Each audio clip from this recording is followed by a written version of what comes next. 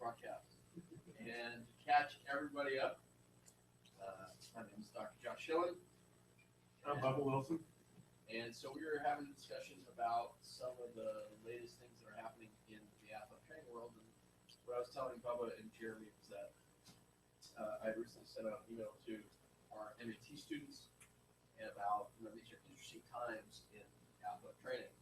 And that I made reference to a few articles. One was from Science Daily about the American Academy of Pediatrics came out with new recommendations about how to decrease injuries in football, and they made reference to having qualified athletic trainers available. The second one was an article about Gary Vitti, and I had the pleasure of meeting Gary, but it really fell into prevention of injuries. And then two were out of CNN about the recent deaths that are happening in high school football, and they really make reference to, can we prevent these from happening, which then led us into a conversation about can we have other measures, diagnostic testing that would help. And so I think Bubba and I are on two different sides of an issue. One of the questions that was posed, and it was actually posed by my mom, which was, we should have EKGs for all these kids. And so as we all agree, well, if we're going to order these tests or if we're going to advocate for these tests, there are bigger issues at hand. Yeah, medically they may be warranted or prudent, but then there's a financial issue and a sociological issue and a psychological issue and an emotional issue and all these other things. And then Bubba started to go into, well, if you look at, I think what you said was, when a kid comes back and it's a positive EKG of a heart condition, can this, are there enough cardiologists or pediatric cardiologists to go around? And I think you also identified that there were 9 conditions that were identified, and of the 9, only 2 can be detected on EKG. So, Bubba, if you can catch everybody up about what you were talking about. Just talking about, I'm right now, as it sits, I'm against mass mandatory ECG testing. I don't, from what I've read, the evidence is not out there that it's going to do what some proponents say it will do. Okay, throw me against the wall, whatever you want to do. That's my opinion. My point being is, in Texas, all athletes and parents for public schools fill out a form that gives them awareness about sudden cardiac death. Or sudden cardiac arrest. I think that's a good thing. But when you look at the form, there's 9 conditions that they throw out there. Only 2 of them can be picked up by ECG. So I think the way it's written, it's flawed. The parents are thinking, well, these are all the things that they can pick up because they hear ECG testing, but it's not what they can pick up. Mm-hmm.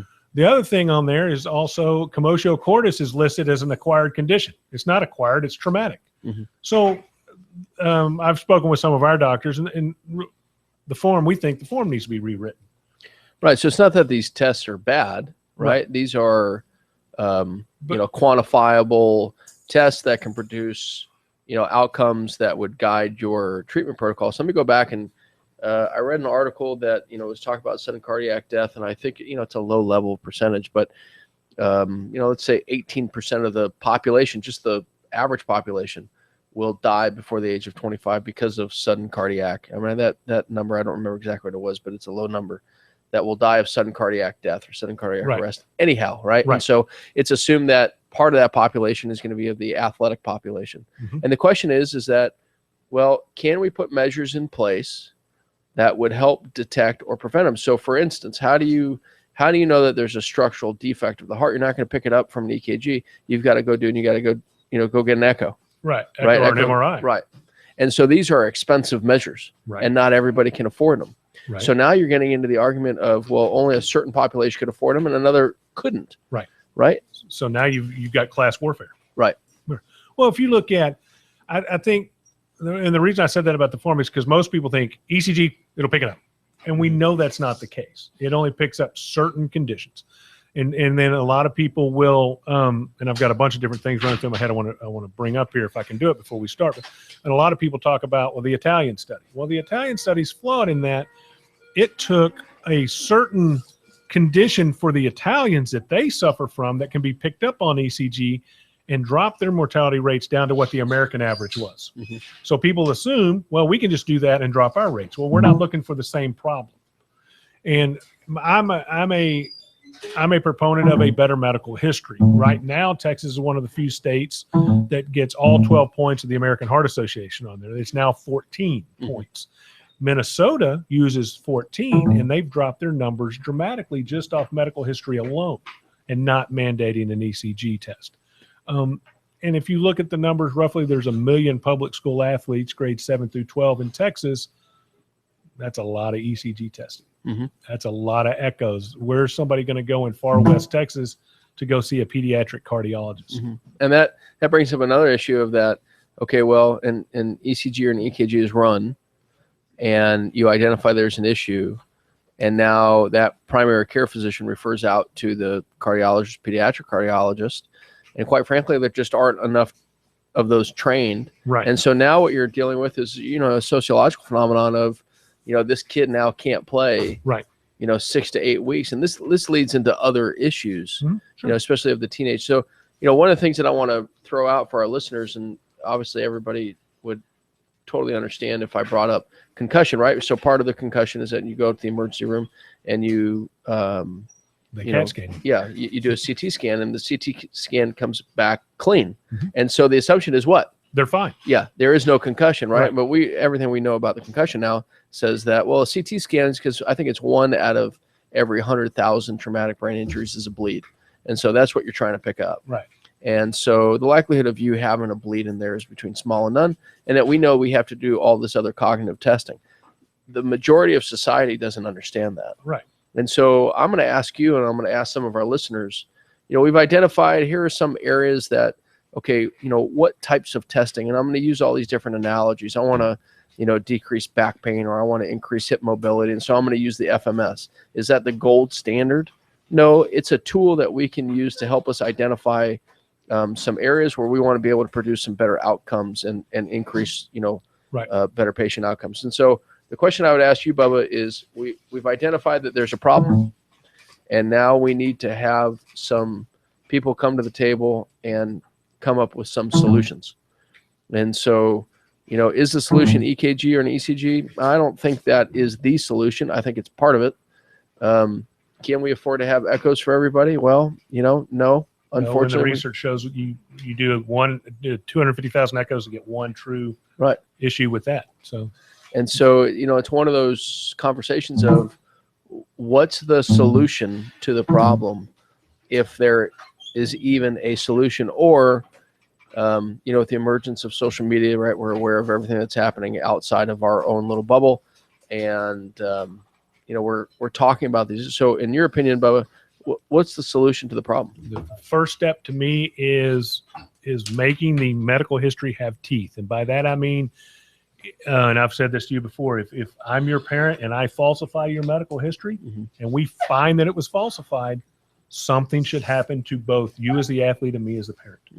Because if the medical history is flawed, we all know the physical examination is flawed. So I've endangered you by lying on your medical history.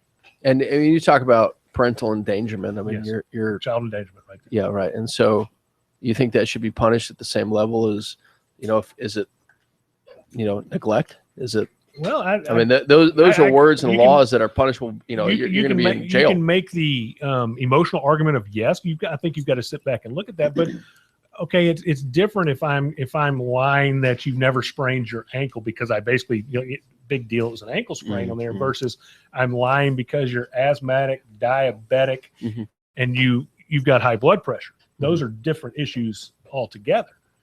And so, if I don't remember that, as a second grader, you got a concussion, I'm probably not going to remember that. I'm fine with that, but you're asthmatic and we don't put it on there because I don't want you to get failed on your physical, and all of a sudden something happens. That's a problem.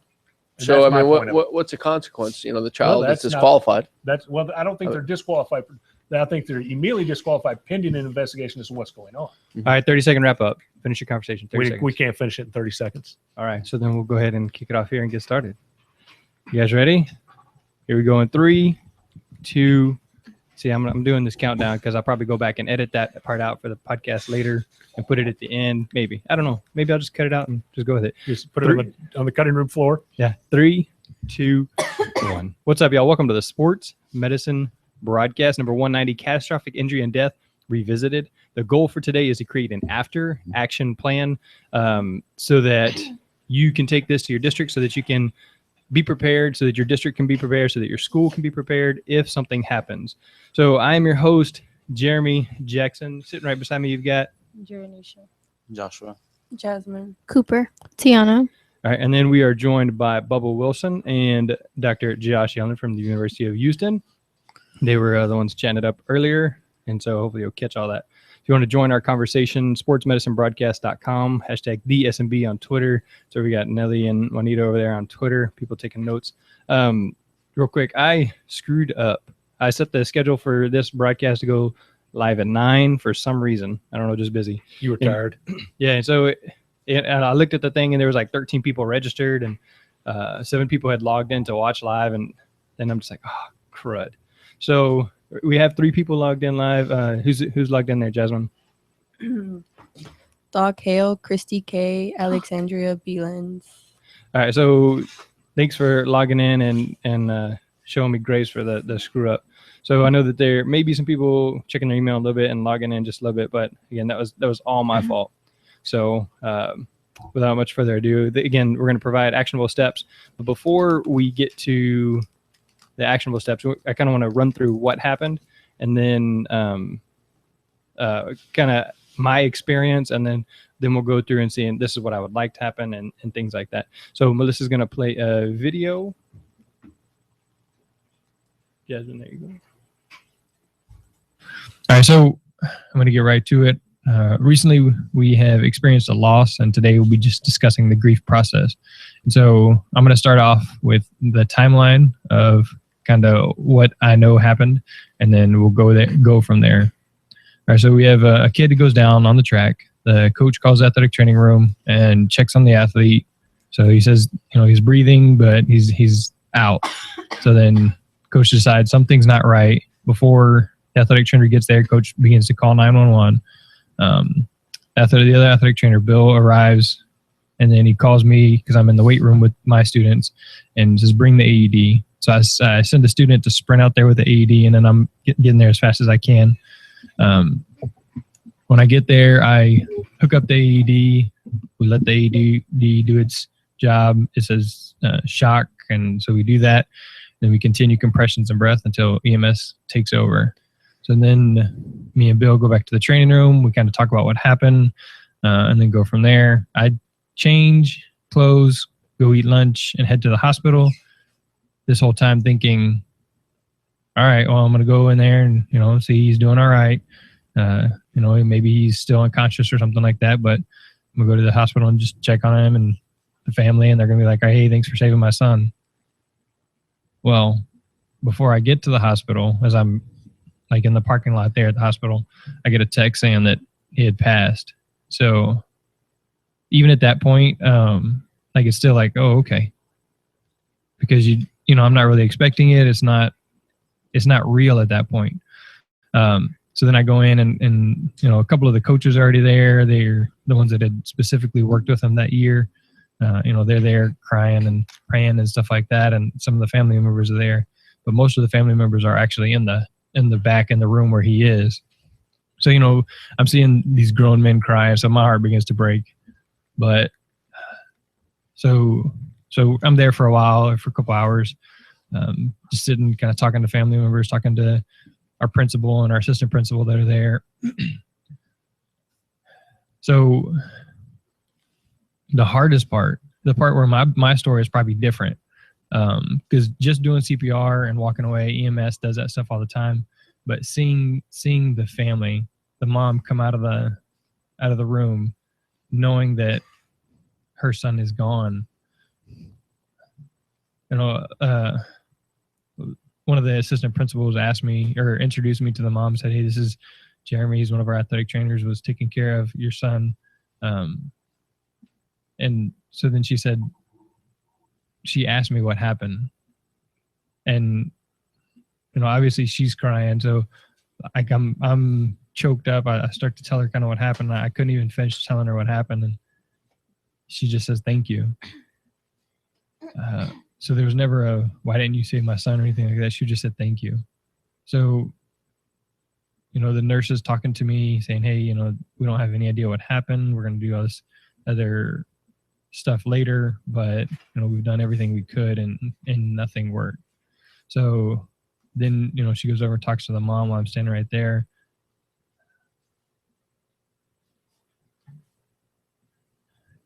And she asked her, where do you plan to bury your son? So like even now, that's the most difficult thing to say or to hear. I have children, I have kids, and to think about having to plan that or do that, it's very, very difficult. It's tough. So I've said this pretty much to everybody I've talked to. It's never for me, for Bill, it's never a feeling of guilt like we didn't do something we were supposed to do. We did everything we could. Well, we did it as fast as we possibly could. But it's my heart is broken for that family.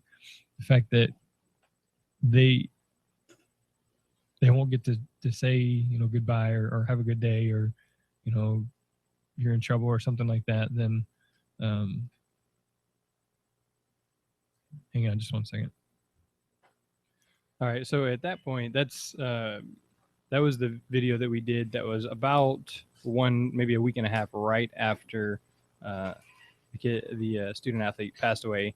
And so I just took that clip out so that I could go through the timeline, and you can hear the emotion in my voice. And watching it yesterday, I was telling the kids, and like I still teared up just listening to my story yesterday. It's just not easy thinking about those things. And so here's just a brief timeline of kind of what happens. Is I'm sitting there at the hospital, and I receive a phone call saying, hey, I'm sorry for your loss, but I basically just need you to write up everything that happened and submit that to me. And then from there we go on, and we had state testing the next week. So on Monday, I was in the testing room giving the state test. I just happened to be in the down here in the gym for lunch, and I saw that the kids were going in there. I said, all right, well, hey, y'all need to go in there and do this. And I just walked in there to kind of just to be there and see what they were doing. And then I broke down. I started crying, and it was really, really tough. And so I just happened to be there when there was somebody doing counseling. And so obviously that's not very good. So then I spoke with the counselor there for, an hour or whatever. And like I said, I was crying the whole time, just heartbroken. So then one of them checked back in on me once or twice over the next few days. And then Bill and I, after we had talked to some people, we decided to kind of switch off days. So like, I think I took off a full day and he took off the next day, and we just kind of switched off like that back and forth. But again, it was basically us just saying, hey, this is what we're going to do, and then doing it. Our basketball coaches were the ones that were there with the athlete. He was a basketball athlete. And so they came by and checked on us a couple different times. And then one of the assistant principals, she was out there as well. She kind of checked on us a couple times. But that was, from as far as I can tell, unless I'm just missing something, that was the end of the support, the counseling, and that kind of thing. As far as dealing with that, we went to the funeral, and that gave us some closure and that kind of stuff. But that was really more or less the end of it, unless somebody else checked on me. And so the athletic training community, Josh, he called me that day or the next day, something like that, and talked to me and said, hey, anything you need. I know Bubba came by and talked to us, and there were several different emails, texts, phone calls that I got as far as dealing with that from the athletic training community. But we're going to discuss some of that here in a little bit. So what I feel went well during it was they reminded us, hey, don't talk to the media, or send them to this person. This person is the only person that should be talking to the media. So they did that good, right? So because we don't want to make any big mistakes and say something that we shouldn't say. There was an effort made to counsel the students. They made, obviously they had the big counseling session, but then they made counselors available and they allowed kids to go over there and talk. And, these students losing their classmate in front of them is pretty tough and they need to deal with it. And like I said, there was a lot of support from the athletic training community. So that's about what I feel went well. Again, hopefully I'm never in this situation again. I don't have anything to compare it to. But then just some of the things that I feel need improving, or there should have been, and Bub and I have talked about this, there should have been an in-person conversation, someone coming over saying, hey, tell me what happened, or here, let me record it and then I'll write it down. Instead of just a phone call saying, hey, type this up and send it to me. And it's just, it does show a little bit of a lack of concern or lack of emotion just by giving a phone call saying, hey, type this up and send it to me. Hey, Jeremy, can I interject real quick? Yeah. I've thought about this earlier as we've been thinking about this a lot, talking about it. We all, and the purpose of this podcast is to talk about this after aspect, but we all do the emergency action plan. If X occurs, we do Y. What are we going to do? How are we going to handle this? And I don't think through any fault of anybody, we don't think about the what if the worst occurs after the fact. And so the point of this is there's no blame being put on anybody, no fault or blame being put on anybody. But I don't think we look at, well, what should we do if our outcome is bad at the end? And so that's the point of this. We can't say this was done wrong. There was nothing in place to say, we need to do this if this occurs. And so this is the point of this. Again, what was done was not wrong or malicious or heartless. I don't think we plan for the C-spine injury, but we don't plan what if that kid is now a paraplegic? What do we do now? What's the next steps? And so that is the point of this talk today. The other thing I would add to what Bubba is saying is that, we have the emergency action plan in place. Why? Because from a legal aspect, we need to do it. From, an outcomes-based aspect, we need to do it. But I think there are some things that are missing from those emergency action plans. And I think you just alluded to it, which was, okay, what happens if the worst occurs? And how do we treat the people that are treating the people, right? And so how do we help our athletic trainers and physicians and students and coaches and all those other people that are involved? What types of measures do we have in place that are going to help them psychologically, emotionally, spiritually? Because they were there, right? And they saw it and they were involved. And so what's going to help them proceed through this process, right? Obviously, the family is grieving of any particular case. The family is grieving. Friends are grieving. The community is grieving. But fact of the matter is, and I don't want to be callous about this, there's still a job that needs to be done. Mm-hmm. And so from a psychological, emotional, even spiritual standpoint, what's in place that we can help these, people through? And you brought up a really interesting point, Jeremy, which was, you have paramedics and firefighters, right? They do this every day, all day. And I've got a great friend that's a paramedic firefighter in Los Angeles. And we touch base, once every couple of weeks. And he tells me about like the grossest things ever. And the difference is that in the environment that you're in, you knew this person, right? Paramedic firefighter, the likelihood of them knowing somebody is between small and none. Right. So there's this emotional disconnect, right? I'm just doing a job. In the athletic training world, in the sports medicine world, right, we develop this relationship with our patients.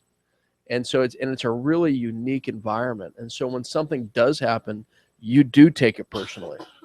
And so that's where we're kind of at right now, is that, okay, yeah, I am taking this personally, and how do I deal with this? And what is the after action plan, right? Because we have the emergency action plan, and we rehearse this, and we rehearse it as if, okay, everything went well. But what happens when it doesn't go well? But even if it went well, it may not go well in the end. Oh, sure. Sure. Again, everything was done appropriately. The outcome was bad.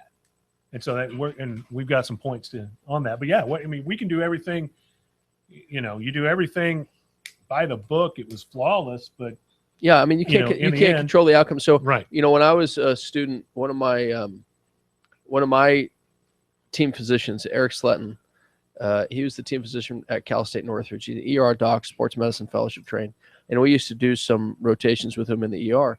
And so when I was at the ER with him, and I saw some really bad things, and I was having, obviously as an undergraduate student, I was having some trouble processing that, and he saw that, and so he took some time and he pulled me aside and he said, "Look, in science and medicine, you are trained to do what you're trained to do, and as much as you try to control the outcome, you can't."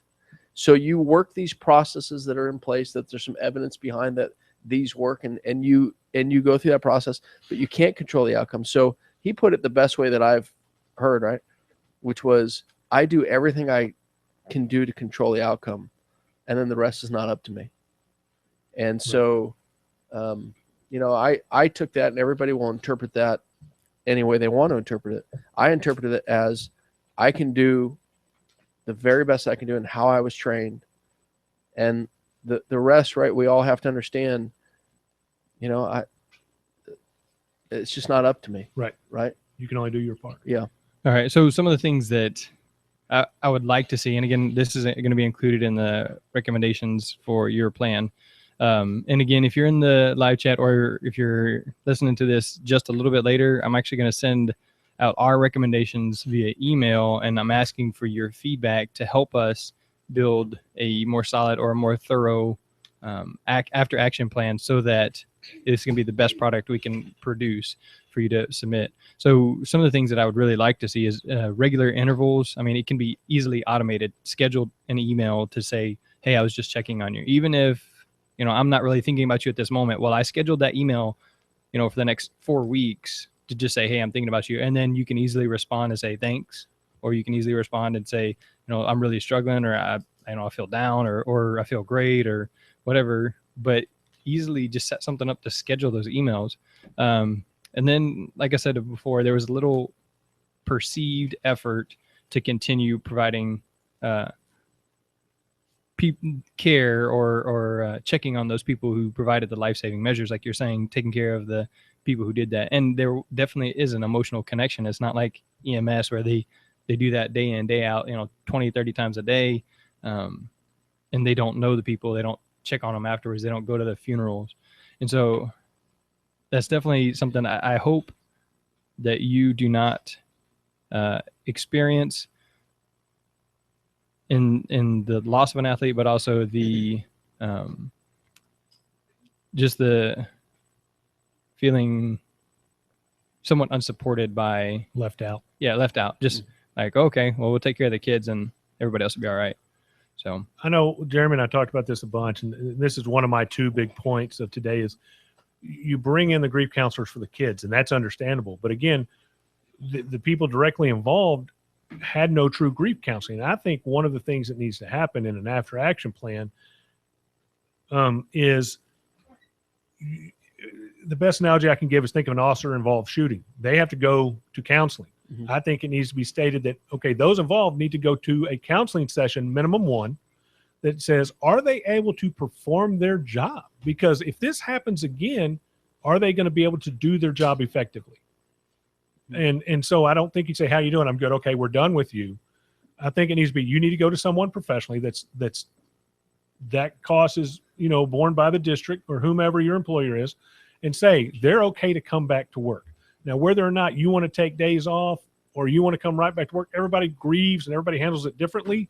That's up to you. But I think that you should be required to make an appointment within a certain amount of time and go be evaluated.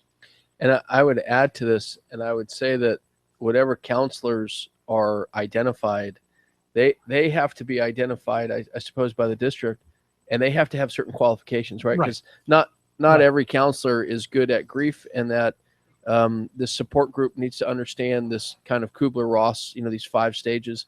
And as somebody is grieving, to be able to identify what stage are they in. Right. Because for instance, let's say somebody is able to get through the, I'm depressed, or I'm angry, or denial and anger, but then I'm stuck in that depression. This leads back to, can I perform my job? Right. And if this happens again, and unfortunately the likelihood of this happening again, it exists. And, is this person going to experience a post-traumatic stress event? Right. And are they going to freeze? And are they, all these other emotions come back. And unfortunately, one of the things that we identify in, our curriculum is obviously there's a psychosocial aspect to what we do, but are we applying that to us? Right. Who's watching out for us? Right. And I would agree with that analogy of if there's a police officer involved shooting, there has to be some sort of debriefing. Right. Right. Well, that's my other big one that we're going to, Yeah. that's on there for me. Go ahead. I'm sorry. That's all right. I'll see what he comes up with next. Okay. All right, so let me read through this list, and then we can go break it down and give input. All right, so our recommendations, what Bubba and I discussed over some barbecue, was the district administrative personnel should be on the scene immediately to debrief the professionals involved to get the statements that offer counseling or just an ear. All right, so should be there in person to deal with all that stuff. Not just on the phone call or email or text or anything, just show up and take care of it. So the district should require each person involved in to attend mandatory counseling sessions by a licensed counselor, at least one session, as Bubba was just saying. So the district should require the involved individuals to take at least 3 out of the next 6 days off of work. Obviously not affecting the pays or the day off, something like that. And that one there, it kind of depends on the situation. But taking some time off, Being allowed to take that time. yeah, being allowed to take that time off. That's what we said. I think I forgot to change it. So, and then the district sets the gradually increasing intervals to meet, to contact the individual parties to check in. So, like I said, scheduling an email, and then maybe schedule it this week, next week, and then 2 weeks out, and then 4 weeks out, and then 6 weeks out, just to continually check on those. So that's the list of things that, obviously it's not a step 1, 2, 3, but there's a list of recommendations. So we'll work off of that and then go from there. So thoughts on that, Bubba, Josh? Well, the one we don't have is that there should be an after action debriefing. What happened? Let's take your statement. What happened? And it doesn't need to be the day after. It needs to be a while after. What happened? Where do we see issues? Did EMS come in the wrong gate? Was there a problem because of construction? Whatever it is, or did it go flawlessly? Did it work as we had planned? Let's look at that. And then I think there needs to be a second one of these later if you ever get the cause of death, because that will determine a lot of what happened and maybe what needs to change. Again, we're not pointing blame at anything or anybody, but to look at this and go, you know what? Maybe we need 2 more AEDs, or we need to move them where they are. No, they're right exactly where they need to be, and we don't need any more. We don't need to change anything. Everything was great, or who knows? But I think you need to go in and look at it, just like they do with the military. We went on a mission, we come back and we debrief. This went wrong, this went right, and they learn from that. And we should learn from these. We should not only support those that were involved in this catastrophic event, but we should then learn from what happened to always strive to be better and more efficient and more effective. Yeah, I think in in any event, anybody that's not doing that, right? How can you executed the plan? The plan will never go flawlessly. Right. It never will. And so when you identify these areas of weakness, you're able to come back, develop a plan of action, and close these gaps. Mm-hmm. And I think they're, as simple as you have emergency action plans that are rooted in, science, and they're posed on the, NATA website, and, all these people have contributed to this, and that you follow this. Okay. Now it's a matter of, all right, well, we implemented our emergency action plan, and where did we go wrong? I remember I was involved in a case where, it was sudden cardiac arrest, and we need to go get the AED. And you know what we found? That battery, the AED, had died. And now you're kind of left in the middle of the ocean Right. You know, and there you are. And so what's your only option? You continue with compressions till EMS gets there. Right. And so now, you know, it's one of those things of there's chaos that ensues of, well, whose job was it to check the battery? Okay, well, we got to write that back into the EAP. And so, you know, in this case, you know, hey, Bubba, every so often you need to go by and, you know, check the battery. And so, you know, it's one of those things of when you're putting together an after action plan, you know, it needs to be met with the same intense legal liability. You need to have professionals come to the table, and you need to have an agreement. My question to you guys is that, are there other school districts around Texas or around the country that have these after action plans in place? Part of our questions for later. Well, you know, So, yeah. I guess I'm just jumping ahead. Today's my day to jump ahead of the cart today. That's right. I suppose so. Bubba and I talked about this, and I downloaded it and typed it up in there, and I forgot to upload. So the other thing that I forgot was contact the family and request their side of the story to help prevent future occurrences. So, And hang on. And I think you got to be careful with that one. And think about it. I think you contact the family, but I think the more I think about that one, you got to be careful, because you say, well, we want to know this to prevent this. Well, are we admitting guilt? So it's got to be worded very, very carefully how that's said. I think the family needs to be contacted by the district and say, is there anything we can do for you? But again, not to point blame. I'm not an attorney. I'm not someone that does this. My name's Bubba. Let's face it. Okay. But you've got to be careful in how you word that, because you may sit there and say, well, what we did was wrong, and now that they're mad at you when what you did may not have been wrong at all. It would be nice to know the cause of death, because that would help down the line. But I don't know how to go about doing that without, you know what I'm saying, to make sure we're not saying, oh, we were wrong or we weren't wrong. You were, or they think we're blaming them. Who knows? I think that's got to be very lightly tread upon to handle.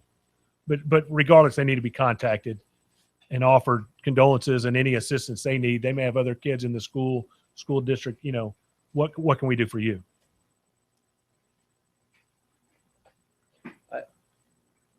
I guess I disagree a little bit.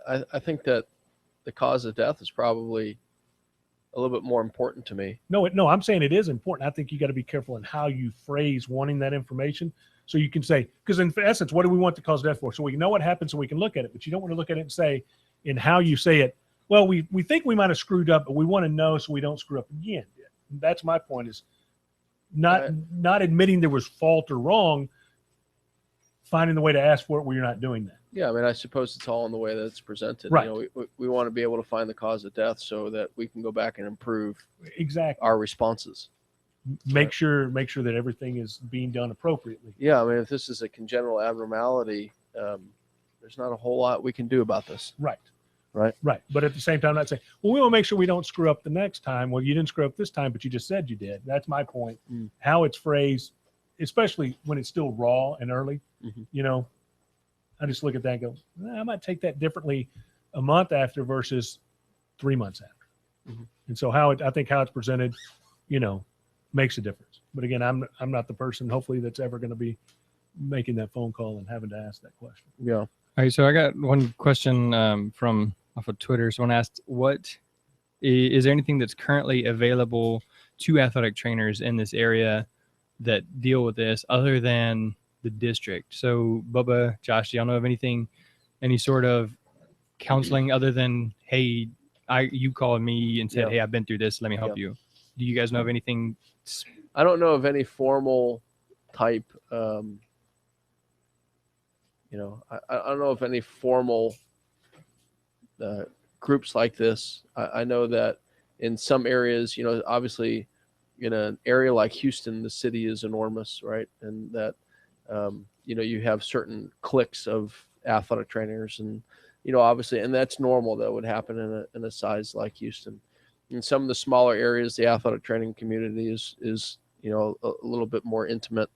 But from a national level, I don't know anything that's out there, and I certainly can probably pose this question to Dr. Saylor, who's the president of the NATA, and ask, you know, is there anything in place as far as, you know, after action planning for athletic trainers.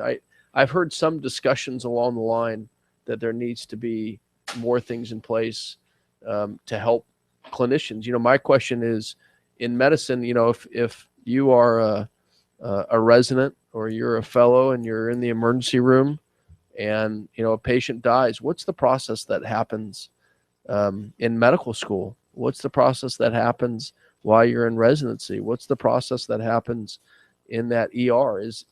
Are there already things that we can look at and say, this is what happens here, and can we They do exist at the hospitals. I know. yeah, can we take that and morph that into our needs? Obviously, so many people compare us to other like allied healthcare professions, but there's a certain intimacy to what we do and who we treat.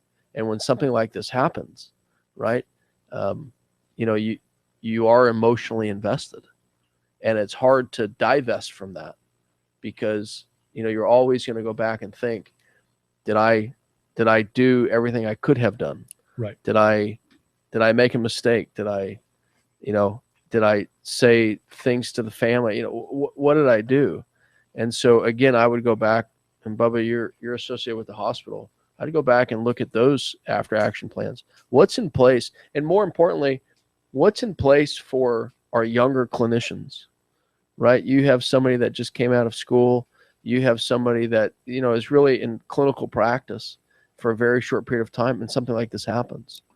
Right. What's in place to help them? Well, I think it goes back to, at your district level, and I'm going to try to answer their question at the same time. At the district level, having the mandated counseling session, to me, is huge. But also, you've got the ability, typically through your employer, to get that help on your own outside of that. But maybe, it's a reminder. Maybe that also, why can't we start a support group online? Right. And so for people that have been through this, to help others, and people that just are curious, not the morbidly curious, obviously, but curious to say, hey, what should I expect? Because honestly, you hope you never have to know what to expect, because the only way to know what to expect is you've gone through it. Right. And that's what happened when this happened. I think that day I reached out to Jeremy and I said, look, I've experienced this before, and I want to reach out to you and just tell you that I've been where you are, right, and if I can help you, let me know. Right. And so we exchanged a couple text messages, and I think, Jeremy, I think I probably kept that up for maybe 2 weeks. Just dropped a line, hey man, how you doing? But it stopped after that, right? And so right. One of the questions that I have is, and you see this in grief situations, right? That when the incident happens, there's an immediate gathering of the community, and then that community forms the support, and then over time, people need to get back to their lives. And so what I've always said is that, I'm not really worried about that first week. Sometimes I'm not even worried about that first 2 weeks, because I know that community is there. But the real work is going to start after that support goes away. Right. And that, obviously the family needs to recover, and the clinicians need to recover, and, the district, if you're in a high school setting or a school setting, if you're in a college setting, if you're whatever setting you're in. Unfortunately, I would probably predict that this is going to be more of a common occurrence, not the high school kids dying like we're seeing all these different reports. But, I made a statement maybe 10 years ago. We are going to see something, with the way that sport is going, increase in hitting, all this other stuff, where this is not just going to be a common factor at the high schools, but this will be a common factor in colleges and pros. The level of intensity that we're asking our athletes to engage in is just, astronomically increased. And so this needs to be in place not only for the high school athletic trainers, but the college and the pro. And what happens to those athletic trainers that are in the military? Right. And they are training, or I work with some of the athletic trainers at NASA. One of the questions I had was, when the last shuttle exploded, how do they handle that? Right. What process do you go through? What's in place? right? And so a lot of times, unfortunately, from a healthcare perspective, we put things in place for the patients and the families, but we don't give ourselves the attention that we need. And I think these are really important conversations. Hey, Jeremy, this just, and I don't know why it hadn't come to me before now. Let me ask you this. All right. So you went through all this. What went through your mind, for lack of a better way to put it, the first time you're sitting in that training room and somebody runs in and said, we need you at X, and you have no clue what's going on? It's happened. I know it's happened since then. Somebody, you don't know what's going on. We need you here. Yeah, I think. Do you hesitate for a second? I mean, are you like, here we go? Or, I mean, No. I think that's some of the point of this whole conversation. I don't think it really changed anything because, this is my 12th year. And so for so long, people have come in, hey, somebody got hurt at softball. Hey, somebody got hurt in the gym. Okay, well, what's wrong? That's almost immediate. I say, all right, what happened? I don't know. They just got hurt. Right. Well, I don't know. They're down. They're just laying down on the track, or, hey, they're face down or whatever. Right. Well, that may be different, but I think I automatically say, what's up? What's wrong? What Right. happened? But what was your first through your head the first time you had to do that after? If you even remember. I don't remember. Like I said, is at the end of the year. So then we had all summer. So it's probably So- good, because I think the point being you didn't freeze or hesitate, or Right. that's my point. Yeah. Mentally you were ready to do this again if you had to. Yeah, I think so. I don't feel like it's made me hesitate or always go grab the AED every time I go take care of an injury. So it's Right. a good question. You're not carrying around on a backpack with you all the time, no matter where you go. And So some of the comments in the chat room, I didn't check on the name, but a couple of people were saying they do monthly AED checks. Like you were saying Right. your AED was dead, and we have a log where we're supposed to check. And I think we have 6 on campus, and the 3 that we're responsible for here in the athletic facilities, we check each month and just check and make sure the batteries are good, turn it on, turn it off, and then go from there. really it ought to be weekly, make sure the light's flashing green or whatever the check box or whatever your AED is. Then a monthly check where you turn it on would be even better. Okay. Walk by, all right, the check mark's there, we're good. It's not an X or whatever. And then if that's the kind you have, then turn it on monthly and make sure that does its little, adult pads, whatever. And all right, it's working. We can turn it off. All right. And then Kat Mar in the chat room said that she thinks they should debrief after every serious injury.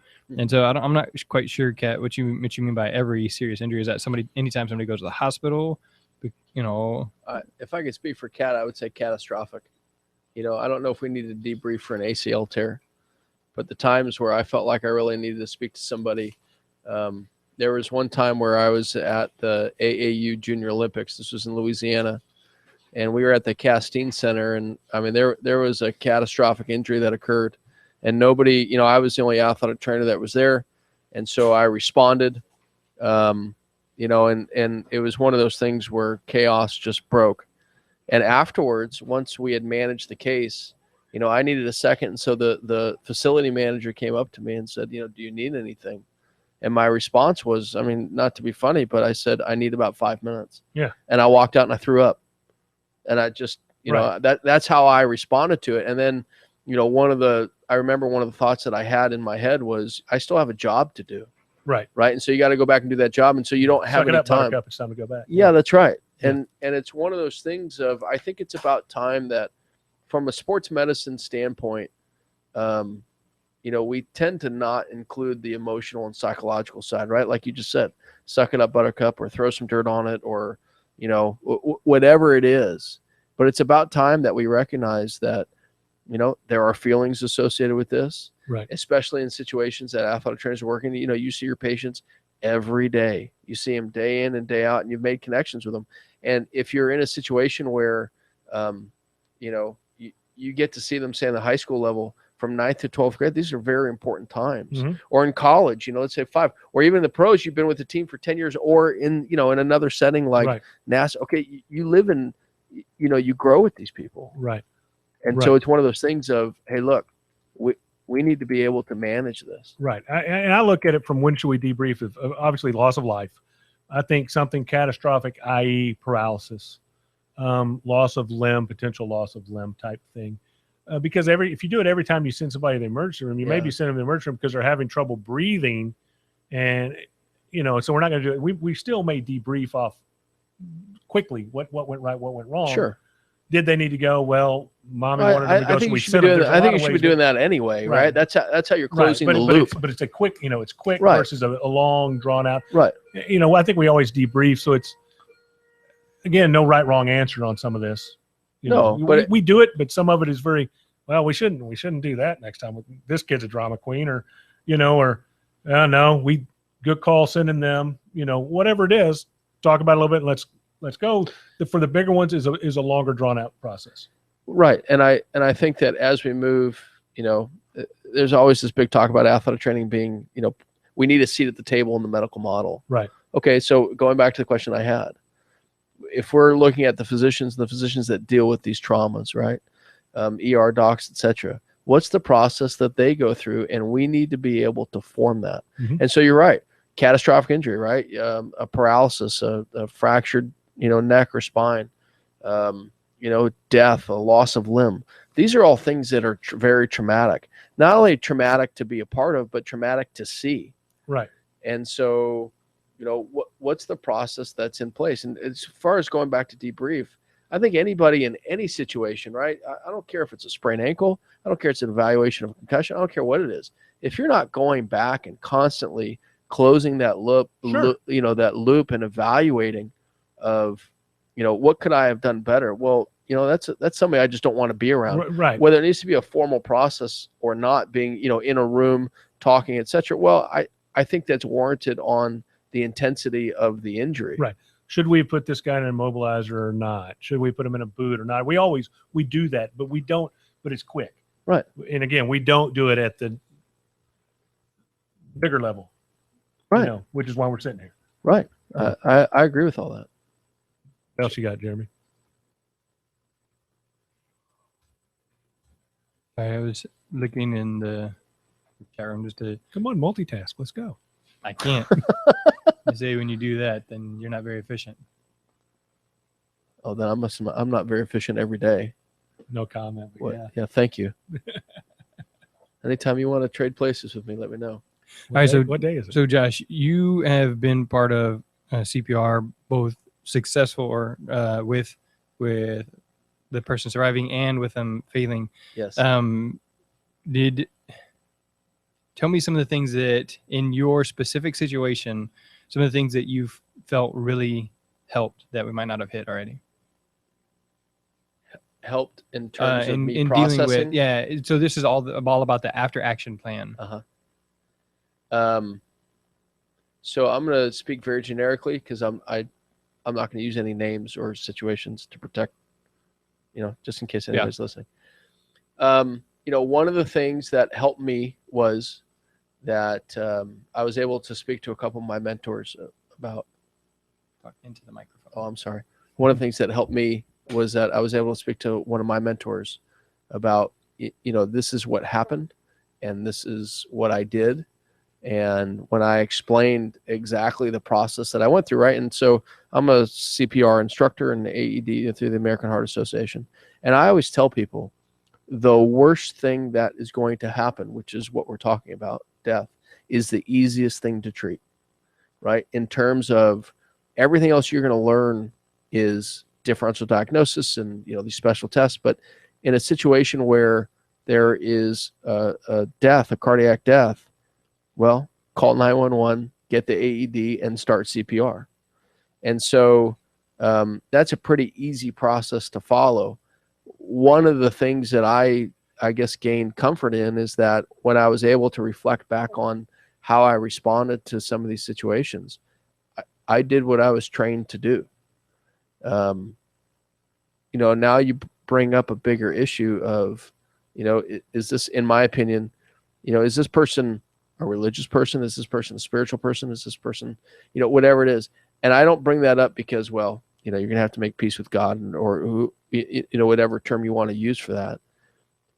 My point in saying that was I was trained I did what I was trained to do. And then the rest is not my decision to make. Right. Right. That's not. We do our part. We hand them off to EMS. We're done. Well, in essence, you did your part. Yeah. But I I would debate. I'd actually disagree with the we're done part. We're not done, but and but so our part in that process for that point in time is right. You acted as a first responder. And so one of the conversations that I had with our MAT students is that part of our anatomy class is that we have a cadaver anatomy class, right? And so I am always very keen about observing their responses when the first time they see a cadaver. And this was taught to me when I was in cadaveric dissection with one of my professors, and then I went on to be a dissection team in graduate school. And that you're looking at this cadaver, right? This was a living right organism, but it's still a human being. And so you have, if it's a male cadaver, right? I have everything that the male cadaver has, or he has everything that I have, right. except for one thing, right? I've got this life, Right. okay, and he doesn't. And so now it's you start to get into some of these higher level type thought processes of what happens when and what happens if. So to answer your question, I mean, we took a long way around to get there, Jeremy, but what helped me was I knew in how I responded. Okay. I did everything I could. I responded the right way. It just is not going to work out every time. And I don't know how you get around that. The first time I performed CPR, it was, I knew the person, so I was emotionally tied, and that person had, been a staple in my life. And so it took me a while. And, some of the questions that I had was, well, I'd gone through all this education, I'd gone through all this training, but I still couldn't, it wasn't a successful outcome.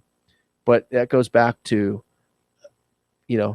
that's not for me to decide. On top of it, I think goes back to one of the things that Bubba talked about.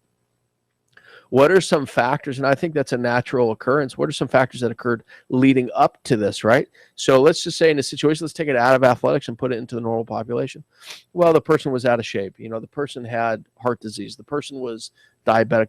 You can make all these other types of, rational or irrational thought processes or conclusions. But the fact of the matter is that you were still put in the situation and that you had to perform, and that whether you perform well or not doesn't always predict the outcome, right? And so when I have conversations with people, okay, well, geez, we've seen cases where, a kid wears a knee brace and still literally gets his knee blown out.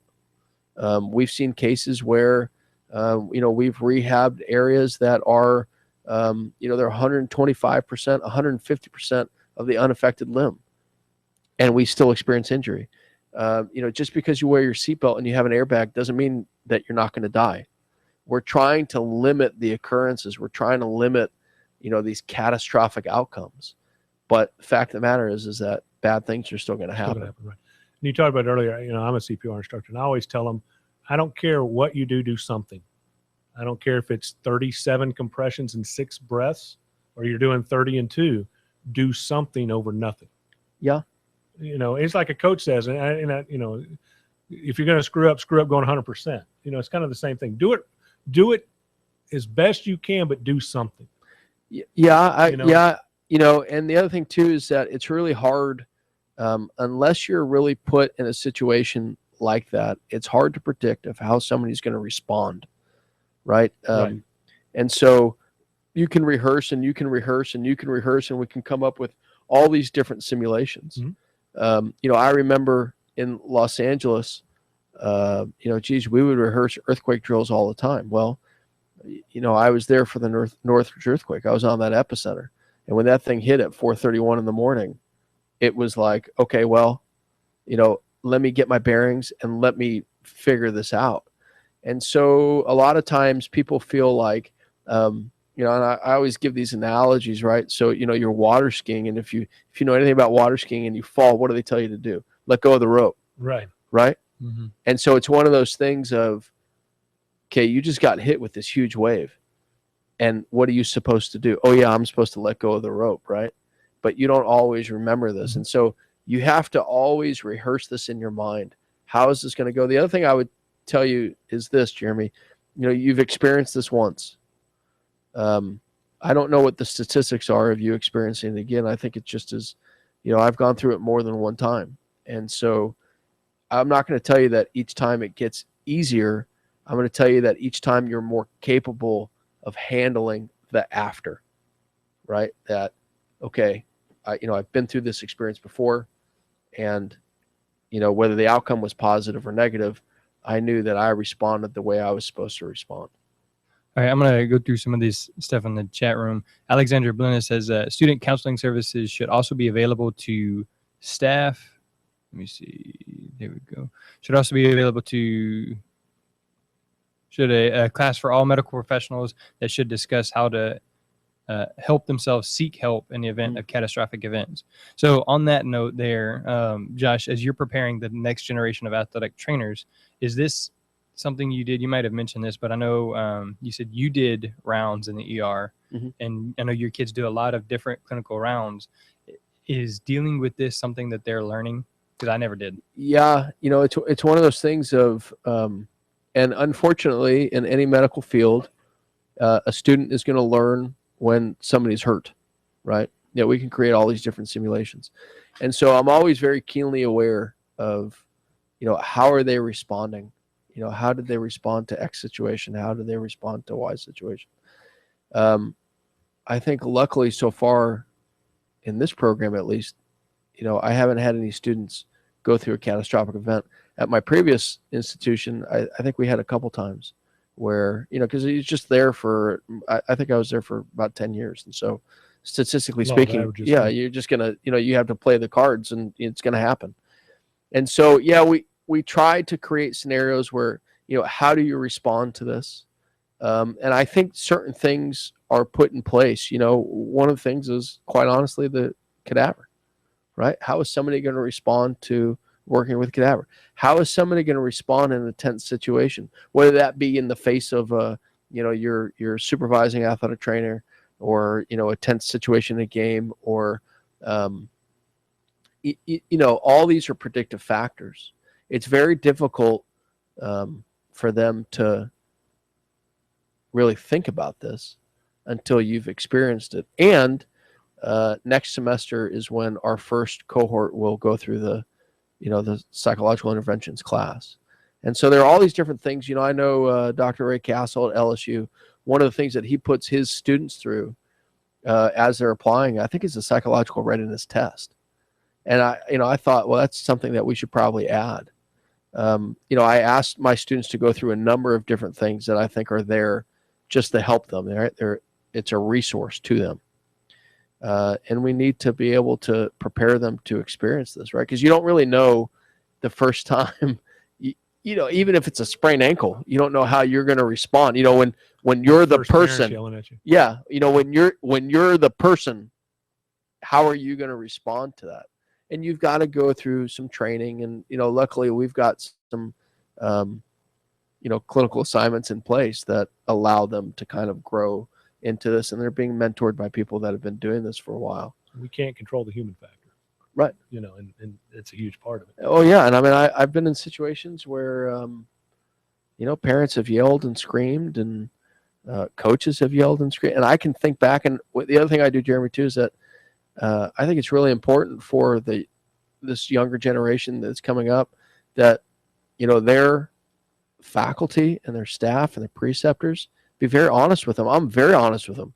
I can tell you all the times that I've screwed up and that I've learned from this. The first time that I experienced a fracture on the field, oh my God, I want to go back and write an apology note to everybody that I interacted with in those 10 minutes, because I must have looked like an absolute buffoon. The first time that I got into it with a coach,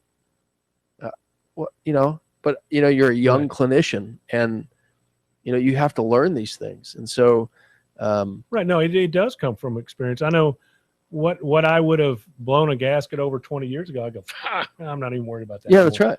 But that comes with age, experience, and we hope some wisdom, over time. But because I know my former student trainer became a coworker, and she's like, you used to gripe about this. I don't. It doesn't matter anymore. Right. I've got bigger issues to deal with. Right.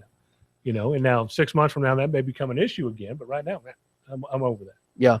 And that comes from dealing with those situations. All right. So Josh, in the time where you've done CPR and the person survived, was there any sort of counseling done after that? Because Keith said he had a situation similar. The athlete survived. He was performing life-saving skills, and it was successful. Uh-huh. Was there any sort of follow-up after that? No. Do you think there should be? Yes. Because one of the things Cat Marr said, or I think somebody- anytime that you're involved in a catastrophic event, okay, and when I talk about catastrophic, let's define it the way it should be defined. You're talking about death or a major spinal cord injury, or you're talking about, in certain situations, loss of limb. These are catastrophic events. Running out on the field and performing Lockmans is not maybe catastrophic to the person that just tore their ACL and their season's over. But for you, no, these are the catastrophic events. And so, no, there was never really a debrief or anything in place.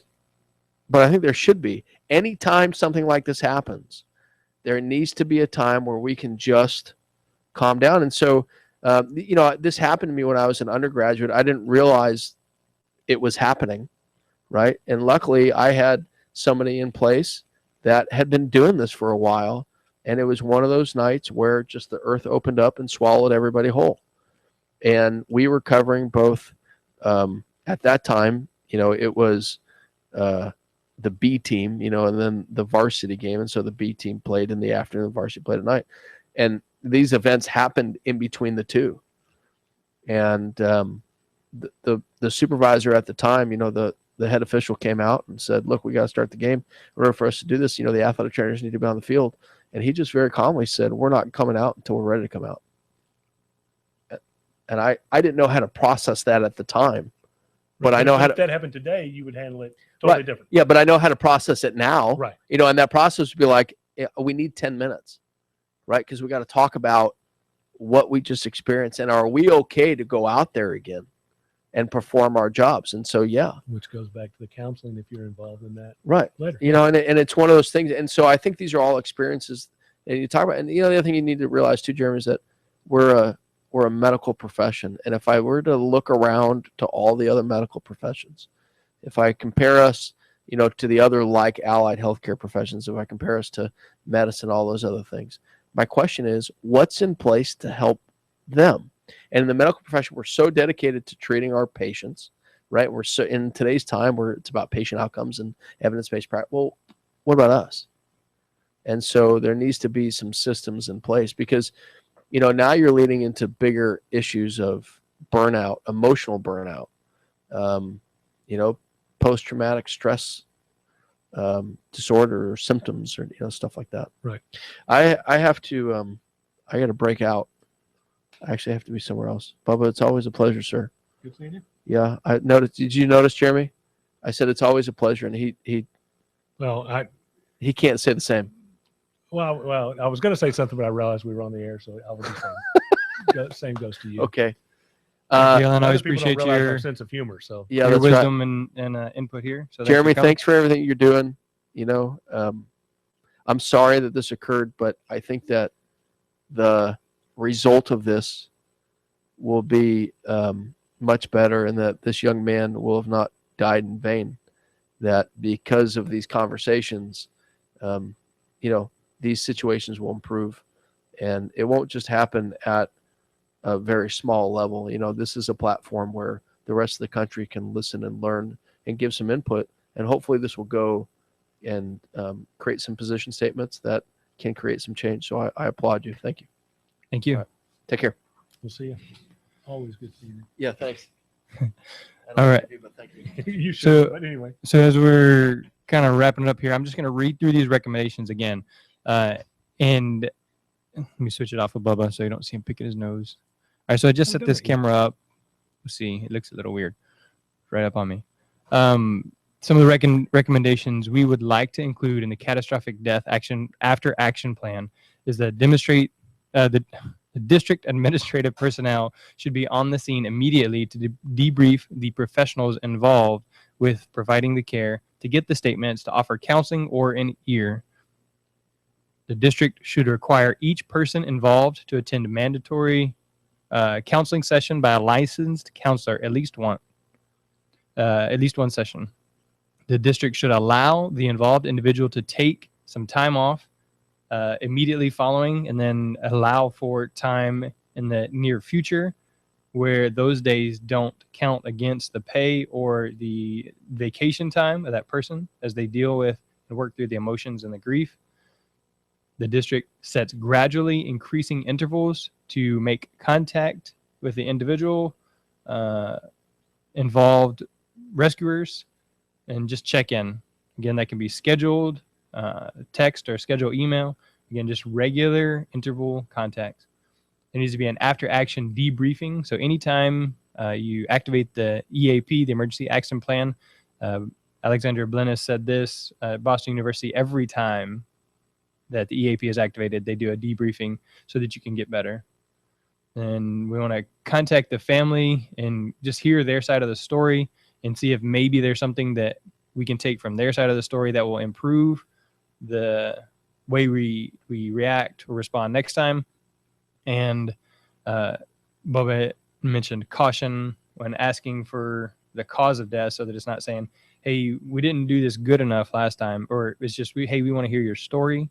We want to know how you perceive it, and then see if there's something that we can improve on in the event of something happening again.